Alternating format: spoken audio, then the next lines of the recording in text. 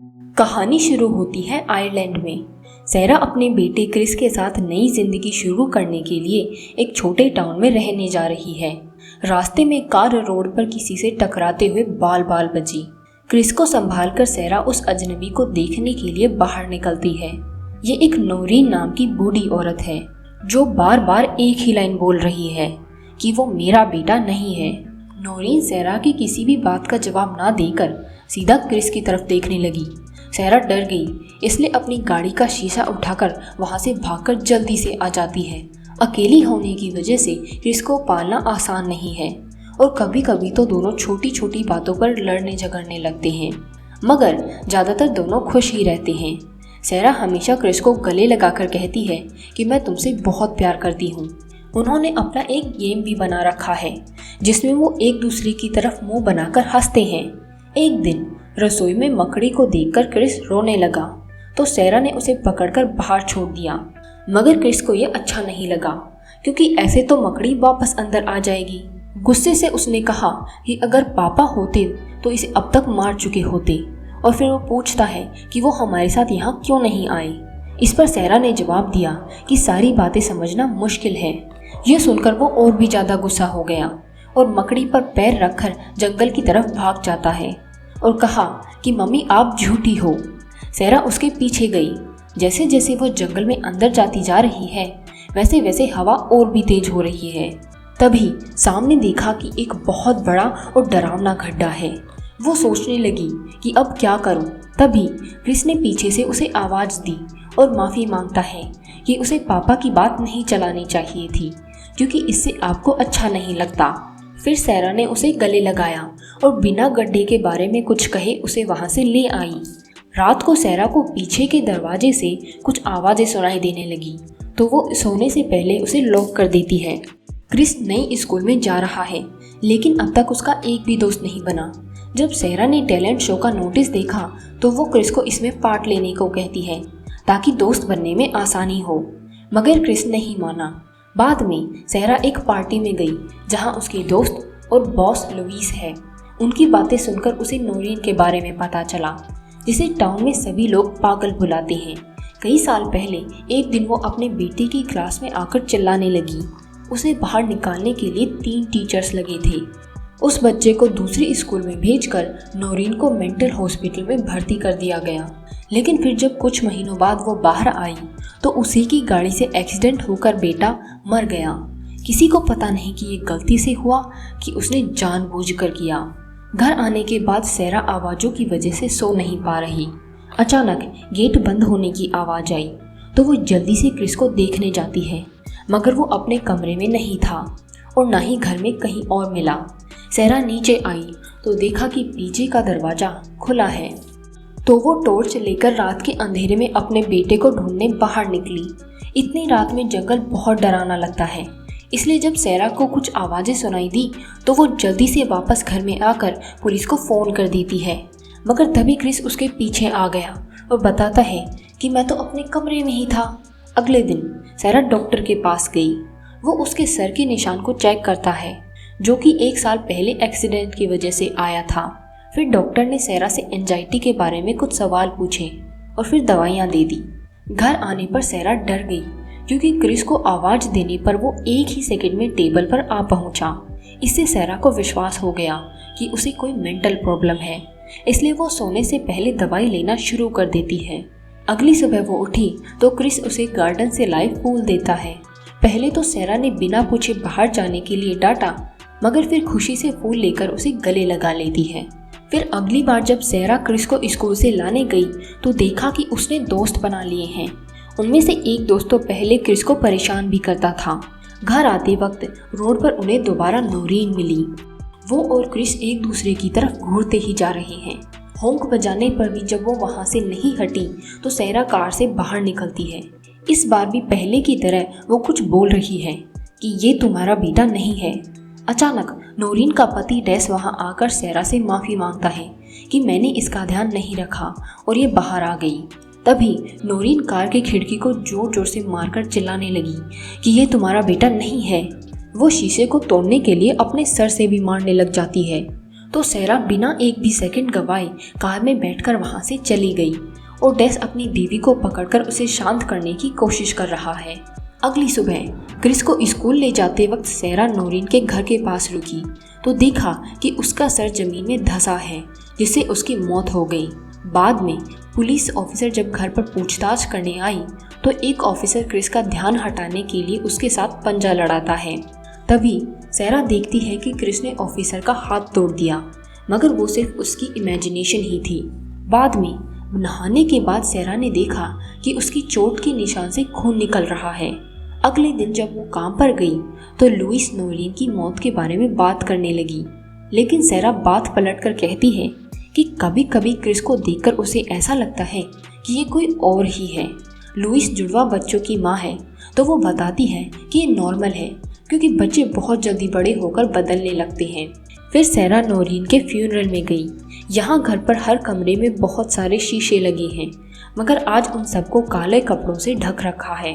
जब दुखी हुआ डेस उसके पास ड्रिंक लेकर आया तो सैरा पूछती है कि नोरीन ऐसा क्यों कहती थी कि क्रिस तुम्हारा बेटा नहीं है।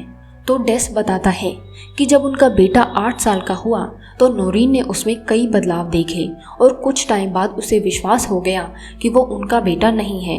लेकिन जिस दिन उनका बेटा गाड़ी से टकराकर मरा था तब गाड़ी नोरीन नहीं बल्कि डेस ही चला रहा था। कई दिन बीत गए। सैरा अपनी लाइफ को पहले जैसे जीने की कोशिश करती है। जंगल में दौड़ते वक्त उसे क्रिस का फेवरेट खिलौना जमीन पर पड़ा मिला तो वो उस बड़े गड्ढे को चेक करने गई जहां से अजीब तरह की आवाजें सुनाई दे रही हैं। लंच के टाइम सैरा ने देखा कि क्रिस खुशी से वही खाना खा रहा है जो उसे बिल्कुल भी पसंद नहीं। फिर सैरा ने उससे खिलौने के बारे में पूछा तो वो साफ साफ मना कर देता है कि मैं तो घर से बाहर गया ही नहीं। इसलिए अब सैरा खिलौना दिखाकर दोबारा पूछती है। अब क्रिस बहुत ज़्यादा गुस्से में आकर टेबल को सैरा की तरफ फेंक देता है। फिर जब उसे एहसास हुआ कि ये मैंने क्या कर दिया तो वो माफ़ी मांगकर अपने कमरे में चला गया। रात में सैरा को क्रिस के कमरे से अजीब सी आवाज़ें सुनाई देने लगी। वो चुपके से दरवाजे के नीचे से अंदर देखती है कि क्रिस कमरे में इधर उधर घूम रहा है और फिर एक मकड़ी को पकड़कर खा जाता है। ये हैंडल करना सैरा के बस की बात नहीं, इसलिए वो जल्दी से अपने कमरे में आ गई और फिर क्रिस को गुड नाइट कहा और हमेशा की तरह सो जाती है। अगले दिन सैरा क्रिस को डॉक्टर के पास ले गई, जिसे चेकअप के बाद क्रिस में कोई गड़बड़ नहीं दिखी। बाद में सैरा डॉक्टर को क्रिस के बर्ताव के बारे में बताती है, मगर डॉक्टर को सैरा की दिमागी हालत की ज़्यादा चिंता है। इसलिए वो पूछता है कि क्या तुम्हारी ये सर का निशान किसी एक्सीडेंट की बजाय तुम्हारे पति से मिला था। इसके बाद सैरा ने कैमरा खरीदा और वो उसे क्रिस के कमरे में छुपाकर लगा देती है। उसी रात सैरा ने अपनी दवाइयाँ भी नहीं ली। सुबह क्रिस बहुत ज़्यादा खाना खा रहा है। तभी सैरा अपने मायूस बर्ताव के लिए क्रिस से माफ़ी मांगती है तो क्रिस ने उसके निशान को टच किया और फिर उसमें अपनी उंगलियां घुसाना शुरू कर देता है। अचानक सैरा की आंख खुली। ये सिर्फ एक सपना था। दिन में सैरा स्कूल में टैलेंट शो देखने गई। क्रिस की क्लास दलदल में एक गड्ढे के बारे में गाना गा रही है। तभी थिएटर में अंधेरा छा गया और वहाँ बैठे सभी लोग गायब हो जाते हैं। क्रिस अपने चेहरे पर बिना किसी इमोशन से गाना गा रहा है। सैरा हॉल से भाग गई, मगर स्कूल से बाहर निकलने के लिए उससे एक भी गेट नहीं खुल पाया। लुइस वहाँ आकर पूछती है कि क्या हुआ। सैरा ने जवाब दिया कि क्रिस मेरा बेटा नहीं है। तभी क्रिस वही अपने टीचर के साथ आ पहुँचा तो सैरा दोबारा भाग गई। इस बार वो जैसे तैसे करके स्कूल से निकलकर अपने घर आ गई और जल्दी से कैमरा में वीडियो देखती है। कैमरा में रिकॉर्ड हुआ वीडियो बहुत डरावना है, इसलिए उसे लगा कि किसी और से भी इसके बारे में बात करनी चाहिए। वो डेस्क के पास गई। यहाँ उसने बताया कि घर में इतने सारे मिरर नोरीन ने ही लगाए थे, क्योंकि सिर्फ मिरर ही असली सच्चाई देख सकते हैं और नोरीन डेस्क की शक्ल शीशे में देखने के बाद ही उस पर विश्वास करती थी। फिर सैरा ने वीडियो दिखाकर कहा कि जो भी उनके बेटे के साथ हो रहा था वही अब क्रिस के साथ भी हो रहा है। लेकिन डेस ये मानने के लिए तैयार ही नहीं कि उसके बेटे में कोई दिक्कत थी, इसलिए वो कैमरा को जोर से फेंक देता है। उसने जो भी देखा उसे सच मानने के लिए इनकार कर दिया, मगर वो सैरा को पागल भी नहीं समझता। सैरा घर पर आकर कैमरा से SD कार्ड निकाल रही है। और क्रिस यहीं उसका इंतजार भी कर रहा था। उसने कहा कि मुझे अकेला रहना पसंद नहीं, तो सैरा जवाब देती है कि उस वक्त मैं थोड़ी बीमार थी इसलिए वहाँ से भाग आई। ये सुनकर क्रिस उसे गले लगा लेता है। रात को खाने के टाइम सैरा अपनी दवाइयाँ क्रिस के खाने में मिला देती है और फिर एक और बार वो वही खाना खाता है जो उसे पहले बिल्कुल भी पसंद नहीं था। इसके बाद सैरा उसे अपना फेवरेट गेम खेलने के लिए कहती है, मगर क्रिस को ऐसा कुछ याद ही नहीं। सैरा ने कहा कि तुम मेरे बेटे नहीं हो सकते, तो क्रिस जोर से चिल्लाकर उस पर हमला कर देता है। उसने सैरा को किचन में कई बार उठाकर इधर उधर फेंका जब तक कि वो बेहोश नहीं हो गई। कुछ टाइम बाद सैरा की आंख खुली तो क्रिस उसे पकड़कर ले जा रहा था और जैसा नूरीन का सर जमीन में दबा मिला था वैसे ही वो उसके सर पर भी मिट्टी डाल रहा है। खुशकिस्मती से दवाइयों का असर हुआ और क्रिस बेहोश हो जाता है। सैरा अभी तक ज़्यादा दबी नहीं थी, इसलिए वो जैसे तैसे करके अपने आप को संभाल कर क्रिस को घर के बेसमेंट में ले गई। यहाँ वो टूटे हुए गाड़ी के शीशे से क्रिस का असली चेहरा देखती है। ये कोई भूतिया क्रिएचर है। तभी क्रिस उठा और सैरा पर दोबारा हमला कर देता है, मगर इस बार उसने धक्का देकर उसे गिरा दिया।